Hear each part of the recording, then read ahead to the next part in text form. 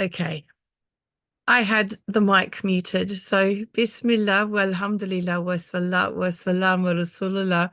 Let's start that one all over again. And in fact, I'm going to record it now just so we need to upload this again. Subhanallah.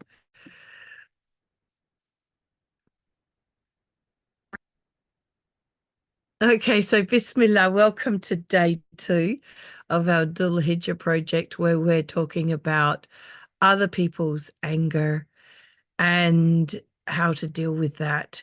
Something that for a very long time, actually, most of my life, I was unable to deal with.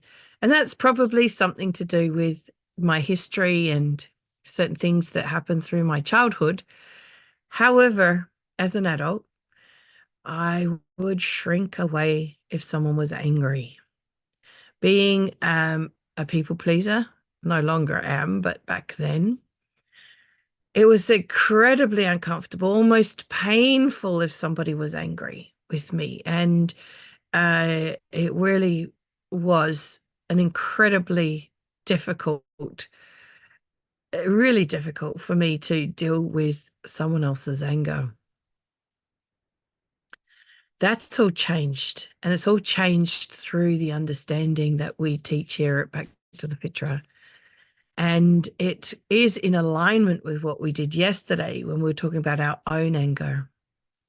So, as we said yesterday, our own anger is coming from how we're thinking about it. And when we're thinking about it from the perspective of it being unjust or an injustice towards ourselves, and we unpacked that yesterday, then we can often have an angry response. Well, it's the same for them.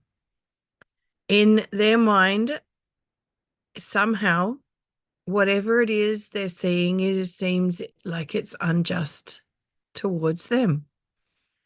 And they're responding from that place. And interestingly, when we can understand that and see that, we can actually disconnect or disengage from taking what's going on personally. First of all, as a people pleaser, you realize that you can't please people because they will only be pleased if they have pleased thinking. And so, as a people pleaser, you come to appreciate that their anger is not personal. And so you don't have to please them. You don't, it's not indicative of you not being very good at pleasing people. It's indicative of them having angry thinking. Total game changer when you're someone that struggles with other people's anger. And what is actually really fabulous about understanding this, and we'll unpack it in a bit more detail in a moment, is just how we can set a limit with someone else's anger. Not so much the anger, but the behavior that might be coming from them in anger. Because quite often, when someone is angry, they're behaving towards you in a way that isn't okay. And we're able to set a limit around that. We're able to go, well, it's not okay to speak to me like that. Or simply, my favorite one is that's not true, because often they'll be going, you, this, you, right? You know, anger often comes out with all these you statements. And because you're not taking it personally, you're able to look them in the eye and very firmly but calmly go, that's not true. Honestly, it's a game changer being able to say something as simple as that in that moment, not to feel like you have to justify yourself or change their opinion or on their impression. It's enough to interrupt whatever their story is that they have going on, just saying that's not true, because most of the time they're not expecting a response like that, by the way. So it's quite freeing. It's quite freeing. And of course, the liberation comes from the fact that if we believe that it's our responsibility to resolve their anger we're going down a path that is setting ourselves up for failure and a very uncomfortable path, one that's filled with a lot of trying to justify, trying to rectify, trying to change their thinking, all of which is hard work and usually quite unsuccessful. To an empowered space of just not taking it personally, realizing that everything they're saying and doing right now is coming from their anger. And yes, it's not okay, and we will set a limit where we need to. Or if we're quite capable of holding the space for them, let them blow off the steam that they need to blow off, and then communicate with them what's really going on. And when I say what's really going on, I don't mean go into elaborate detail and justify, because that is a very defensive response. It's a non-defensive. It's actually a very neutral, very calm response to whatever you can see. Because the other thing is, when you're not taking it personally, you can actually hear beyond their words to see what it is that they're perceiving as being unjust. And so you can often tackle it head on. I'm thinking it might be good to unpack an example to really help you understand this. So I'm going to pause for a second and think, what is a good example?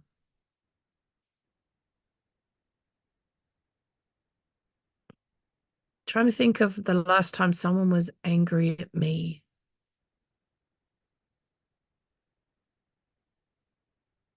Okay, I've got an example, just a simple one, right? So I have a daughter in year 12. And as most people know, the final year of school is one that kids mostly don't enjoy because there's so much pressure. And this particular morning, she was really not thrilled at all about going to school. And on the way, um, on the way to school, I'd had an idea of something that I wanted to do when I got to work. And so when we got to school, I was kind of in a jolly mood, and I was trying to rush her out of the car, but in a jolly way, right? Now, she wasn't in a happy mood. And so she perceived the way I was behaving to be that I wanted to get rid of her. And so she said in a very snarky kind of voice to me, "Why do you have to be so cheesy in the morning? Like, what do you want to get rid of me for?" And and so, I mean, this is not like a really someone yelling at you type of example, but I'm just giving you the example of how, because I didn't take that at all personally, I could hear beyond her words that she had misinterpreted what was happening as me trying to get rid of her. And so I said to her, "Oh, no, that's not where I'm coming from. I just had this brilliant idea and I'm really excited to get to work so I can implement it." To which her whole demeanor changed in a second. She stopped being grumpy and angry with me and looked at me and just goes, "Well, why don't you write?" Because what I said was, I don't want to forget it. I want to get to work, and do it before I forget it. And so she just says to me, "Well, why don't you just write it down?" And then she said salam, and off she went to school, into school. So I guess that's not a real heated in the argument type of example, but it's an example to show you how the dynamic works. She was angry. I could see beyond her angry what she was interpreting my behavior to mean. And so she was thinking it was unjust, that how could I possibly um, be delighted about sending her to school when she was so, grumpy and didn't want to go to school and felt like I didn't care. And when she realized it wasn't about her and it was about something completely different, then her whole demeanor relaxed, and she was fine again. Now, I'm not suggesting for a second that every time we respond, it's going to result in the other person coming back to a relaxed state, because in fact, we have no control over the other person's thinking. And if they're pretty stuck in their story, they may well remain angry for longer. The other thing I would like to add here is that there is a type of anger that I have experienced, which I would call abusive anger. It is anger. I show the symptomatic of this anger is that it is specifically pointed at you. So the person is in 1 second able to be perfectly charming to somebody else, then they turn to you and they behave angry, and then they turn to another person and they behave perfectly calmly.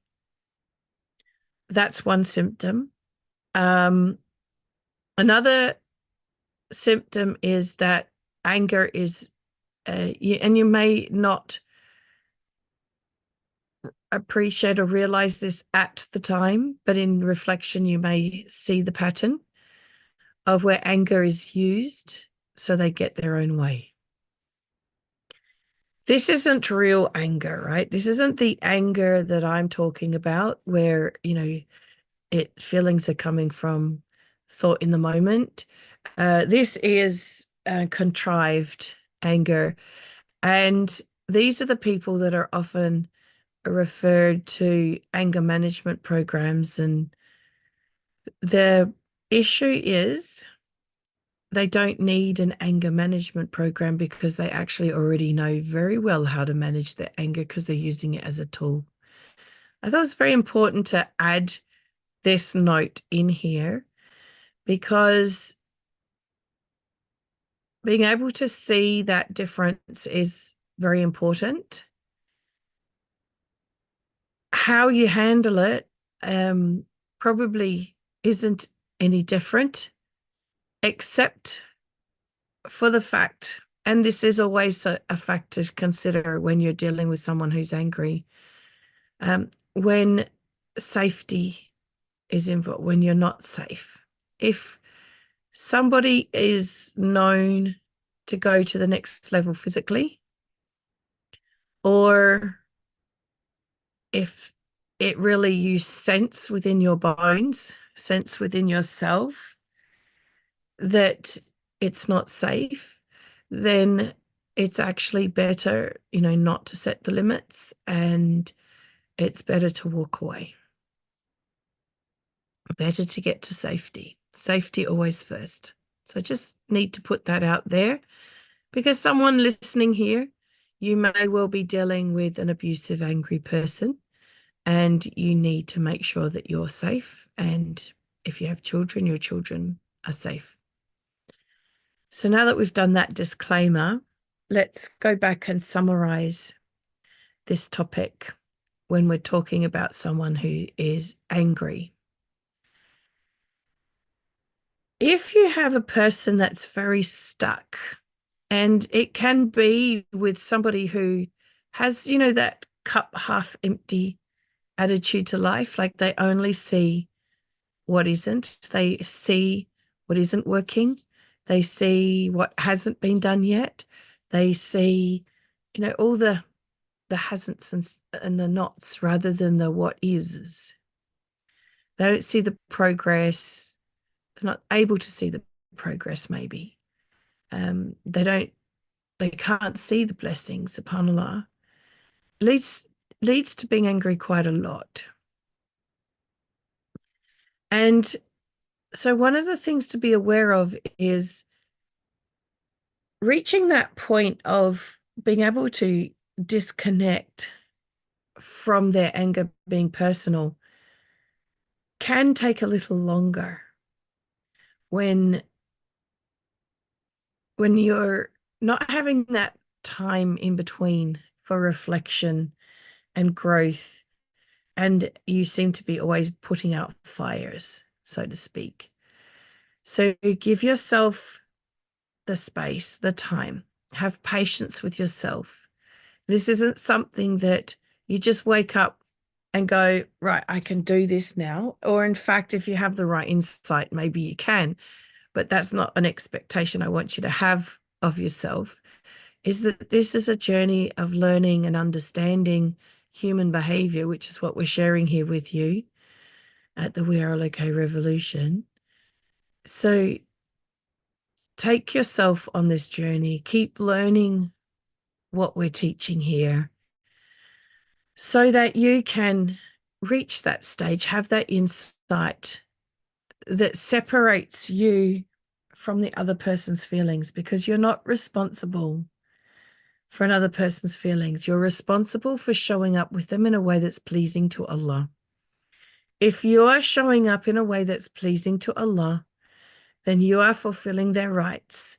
You are showing the best manners, and there's nothing more you can do than that. They have their own thinking and their own story going on. And if they're having those thoughts and feelings and they're staying within the limits of Allah, then there's nothing to do other than hold space for them and be compassionate towards them while they find their way back to their healthy well-being.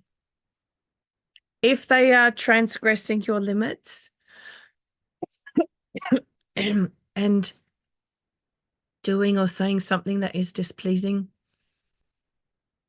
to Allah towards you, that's what we talked about yesterday, then for the sake of Allah, we set a limit. If it's the right moment to set the limit, but we will know in our heart, if we're in that calm space, when's the time to set the limit, when's the time to hold the space, when's the time to walk away and just leave them to sort themselves out. They tend to be the options, subhanAllah. Alhamdulillah. And one of the beautiful things is, because often people will say to me, well, it's a tie of kinship. I can't sever a tie of kinship. The good news is you don't have to in order to be okay once you understand this, which is why I really encourage you to join our Peaceful Hearts transformation.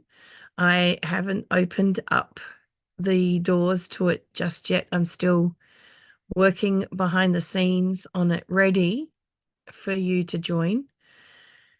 But with these two sessions that we've done for days 1 and days 2, which are around anger, just anger alone is enough to justify joining this program so that you can do better. Because if we are struggling with our own anger, then we struggle to behave in a way that's pleasing to Allah. And if we're struggling to set limits or deal with someone who's angry with us, then we're also struggling to help them be pleasing to Allah.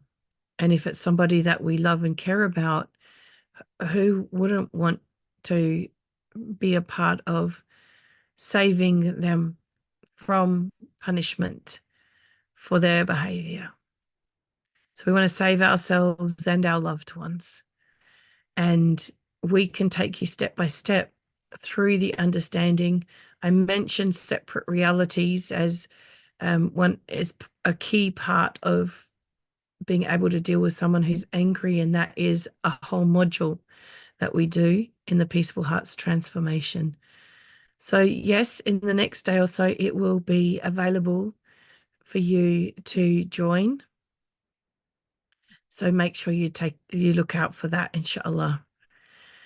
So on that note, Jazakallah khair for listening to my talk about dealing with angry people. I hope, inshallah, it's given you some insight into the fact that you can be okay even with angry people. And what's really beautiful and profound about it is that by not getting caught up in it with them,